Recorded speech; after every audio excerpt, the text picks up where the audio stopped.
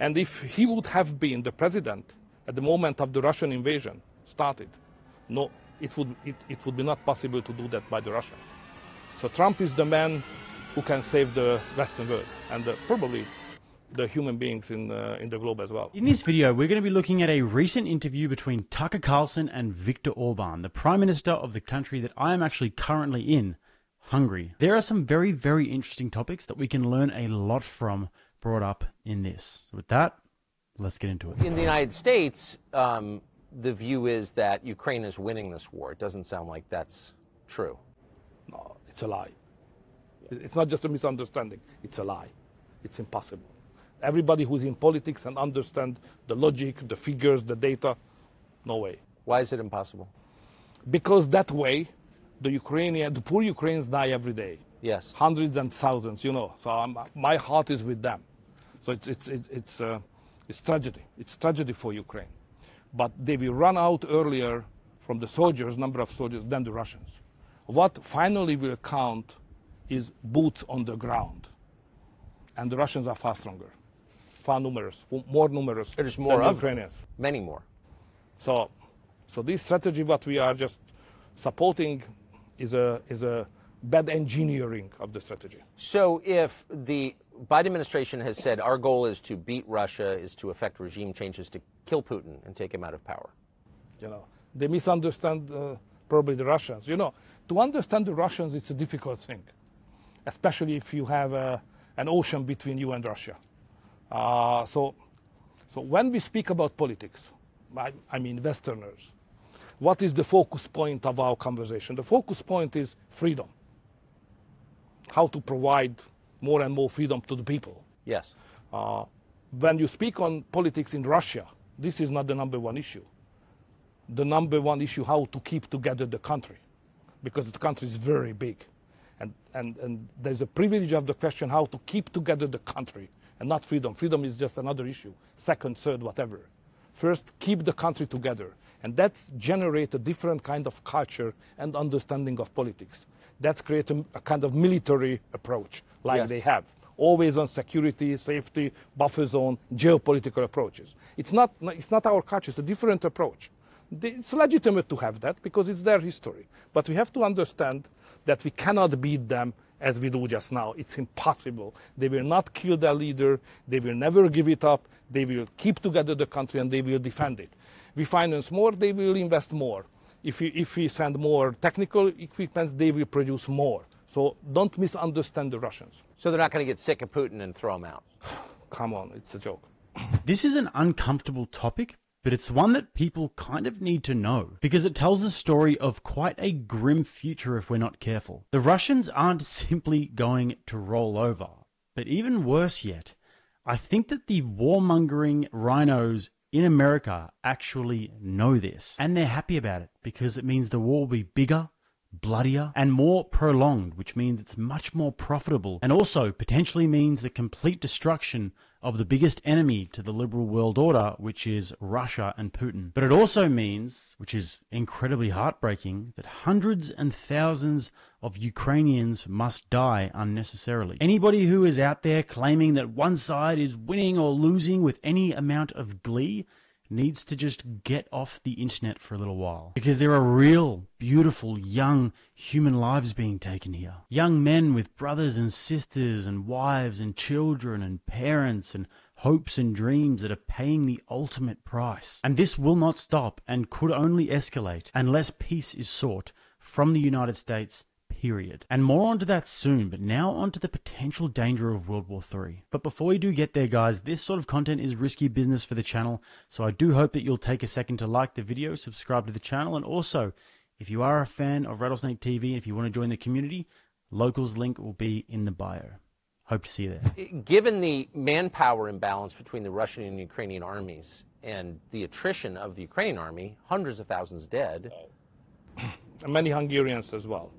Nobody knows it. But we have a minority, a strong minority, more than 150,000 people in the territory of Ukraine, which was earlier part of Hungary. So it's a historical minority community living there.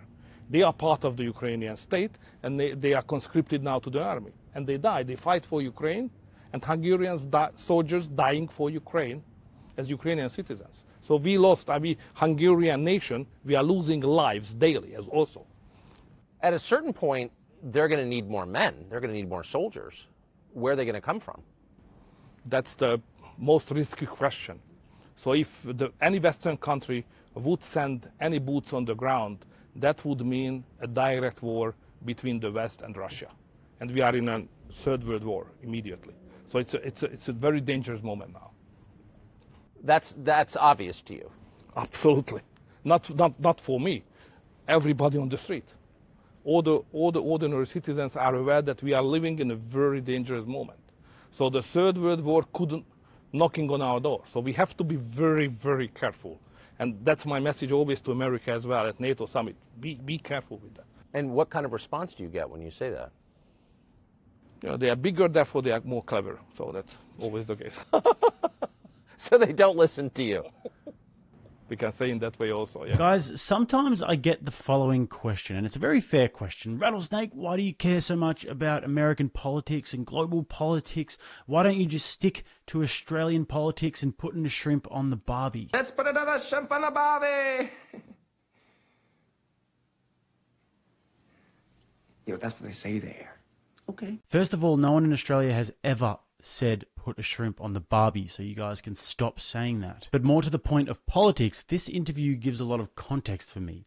The decisions that are made in Washington spill out and they have a ripple effect across the world. They have consequences, not least of which the Australian troops that actually follow the US into war. But also, it dramatically affects Europe, as we're seeing, and has the potential to completely destroy the world. The incessant desire that US neocons have to flex their military muscle around the world, to force regime changes, to start profitable wars, and to uphold the status of US global dominance has caused untold amounts of suffering. And they have made many, many enemies throughout the world. Enemies that now appear to be banding together to challenge said status quo. But the fact of the matter is that for some bloodthirsty, power and money-hungry psychopaths, war is a great thing. So with the decision-making in the wrong hands, war is only going to be escalated. And we just heard Viktor Orban say that the Russians are not going to fold. So what could be the potential solution? Listen carefully, guys, because this one gets wild. So if you were in charge of NATO, if you were, say, Joe Biden, what would your next move be in the war in Ukraine? What would you do? Peace, immediately. Call back Trump. That's the only way out. Call back Trump. Call back Trump. Because, you know, you can criticize him for many reasons. I understand all the discussion, but, you know, the best foreign policy of the recent several decades belonged to him. He did not initiate any new war. Yes. He treated nicely the North Koreans and Russia, even the Chinese, you know. He delivered a policy which was the best one for Middle East, Abraham Accords. Yes. So that was a very good foreign policy. He's criticized that he's not educated enough to understand the world. But this is not the case. Facts count, and his foreign policy was the best one for the world in the last several decades I have seen. And if he would have been the president at the moment of the Russian invasion started, no, it would be not possible to do that by the Russians. So Trump is the man who can save the Western world and probably the human beings in the globe as well. The peace, if you were in charge, or if Trump were to win in 2024, how would you approach that? What would it look like, the settlement? First, you should admit, probably publicly acknowledging, that the key is in your hand. So if United States would like to have a peace, next morning there is a peace. Because it's obvious that the Ukrainians, the poor Ukrainians on their own, they are not competitive in this war. So if there is no money and there is no equipment from the West and especially from the United States, the war is over. Yes. The solution is in your hand. Is in the hand of your president. The present one or the future one. But you will solve it. The United States can do it, nobody else. It's not the solution for the Ukrainians. Of course, it's about Ukrainians. They cannot be neglected. They must be involved. But But the real factor is not Ukraine. The real factor is intention of the United States. Yes. This one was eye-opening for me, guys, and I've got a lot of respect for Viktor Orban, and I love Hungary. I love Budapest. I spend a lot of time here, and that's because they actually make an effort to preserve culture and tradition. When you're in Hungary, it feels like you are in Hungary. They have beautiful architecture and infrastructure everywhere, and they actually keep it clean. They preserve cultural monuments, and they also preserve cultural traditions like the Hungarian dancing, which I went and watched the other night. So when you're in Hungary, it feels like you're in Hungary. You can really sense the culture. This is more than I can say about when I was in Naples or Rome. Immigration has totally and utterly changed the demographic of those countries forever. Furthermore, he's been extremely successful in combating the birth rate. As you can see by this chart, 2010 is when Viktor Orban came into power. And since then, the birth rate is going up, whilst pretty much all other developed countries, the birth rate is going in the complete opposite direction. Measures such as the Family Allowance Program, which helps families to be able to buy a house at a much more affordable rate, plus they have a complete tax exemption for any mothers raising 4 children or more.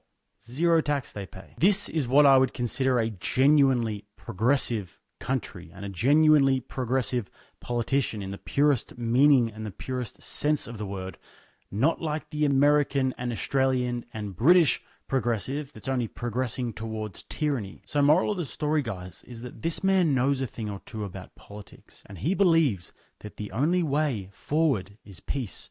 And the only way that that happens is through America. And the only way that America achieves peace is through Trump. And this, if I'm honest, guys, is my gut feeling as well. I believe that Trump is by far and away the best politician when it comes to international relations and brokering deals that are best for America on the international stage. Getting deals done that are best for the country and for the country's shareholders. But in this case, the shareholders aren't the arms dealers and aren't the big pharmaceutical industries. The shareholders are the citizens. That's what you want to strive towards. So here's my question to you guys. I'm genuinely very interested to know what you think about this. Would you rather see a president that is less divisive but far less effective on the global stage, or a president that is undoubtedly and unavoidably extremely divisive but also extremely effective? Let me know in the comments, guys. And this next section is fascinating. See what you guys pick up, and then I'll check in straight after. Last night we stood here and you had fireworks over the city to celebrate the founding of the city, of this nation, St. Stephen's Day. And you had about 10% of your entire population standing outside cheering. And they all seem to be happy to be Hungarian. How do you get a country that's grateful to be Hungarian and identifies? You know, it's an ancient nation first. The country was established 1,100 years ago. So we are a historical nation, using the same language, no relatives, nobody speaks the same language around us. Germans and Slavic, no Hungarians. So therefore, to maintain the language, to maintain the culture for this country is a big achievement by itself. So we celebrated, even yesterday, that we did it for more than 1,000 years, that we are still Hungarians. And to be Hungarians we are very proud of it. We love the nation, we love the country, and we are proud of it. It's not very much mainstream thinking, political thinking of today Western societies, but in Hungary we are still very patriotic and Christian and committed to that values, not in an ideological level, but on the streets every day. Do you think that's why you're so unpopular among the leadership in the United States and the West? I'm not the favorite politicians of the liberals, unfortunately, but nobody is perfect, you know. But why do you think that is? The country seems to be thriving. That's usually the measure we use. No, it's more about our civilization. I mean, the Western Christian civilization. Now, the main division line is not according to ideologies. It's deeper. It has an anthropological character. So on one side, in Europe and probably in your country, but in Europe definitely, there are groups of people who think that the most important thing of the world is their ego, themselves, me. This is the center of the world. The other camp of the people, the other part of the society thinks that it's not true, because there are certain things which are more important than me, than my ego. Family, nation, God. And because they are more important than me, I have to serve this higher level things. So this society has a majority here in Hungary. And the other society, which is concentrating only me, only dealing with myself, it's more westernized, dominating factor of the political life. And the governments of the West, more belonging to the first group of the people. I belong to the second one, and Hungary belongs to the second one. Our constitution is concentrating on the we, how we are linked together, family, nation, God, what is common, So we, the Hungarian nation, that's how we speak on that. It's totally out of fashion now in the Western European societies. But why would that be so provocative to certain people in the West? I mean, different countries have different traditions. Mongolia has its own religions, language, but that's not offensive. But something about what you said is very offensive. Because in the Western societies, politics very often led by intellectuals. And the intellectuals like to be ideologists, a special approach from the ideological point of view. And ideology is a very difficult thing because it has an exclusivity. So when the liberal says that this is the interpretation of society, it means that this is the only way to interpret the society. If you do differently, you cannot be a good man. So we have another interpretation. We have a Christian and national, more traditional interpretation of human being and society. But they can't accept it because it's different. So we are plural, they are hegemonistic. That's the problem. So the intolerance is baked in. It's part of. It's coming from the ideology. Absolutely, the liberal ideology, basically. Liberal originally meant freedom, but now in Europe, liberal means that you are enemy of the freedom because you are hegemonistic request on society, on values, and the concept of human being as well. So liberals are against freedom. That's how we see them. I've noticed. So Viktor Orban, as I said, is a man who is getting fantastic results in his country. And if you still believe the absolute crap that they say about him in the Western media, then I encourage you to visit Budapest. The Hungarian perspective is faith, family, and nation, and instilling the values of nationalism into the citizens, creating a culture where people are proud to be Hungarian and they want to do what's best for the nation and ultimately what's best for themselves. And if you listen to that and you think faith, family, country, that sort of thing makes you raise an eyebrow, then I would encourage you to compare it to what we're seeing in the West at the moment, which is teaching people how to hate their country. I went to America recently. I did an interview with people on the streets in LA and I asked them, is America racist?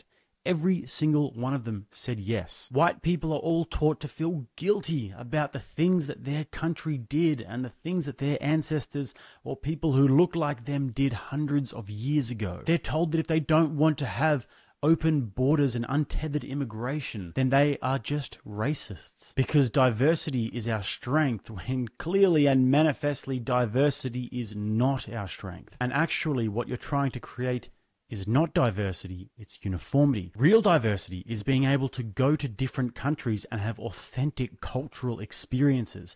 That is real, beautiful diversity in our world. But I mean, what do you guys think? Which strategy do you think is better for a happy, thriving, prosperous, and forward-looking nation? I know what I think. But the media will call Viktor Orban a fascist and a dictator for this. And I don't know about you guys, but sometimes I feel like this comes down to a coordinated effort to demoralize us. Like they don't want us to be able to look around the places that we live and be inspired by beauty. Like they don't want us to feel connected to and proud of the places that we're from. Like they are systematically attacking everything worth fighting for. And like they want to publicly shame and hang anybody who stands up and wants to say, no, I've had enough. So looking forward to reading your comments, guys. And like I said, those links are in the bio. If you guys want to watch another video, click right here. Until next time, I'm Jake, RattlesnakeTV, keeping you armed and dangerous.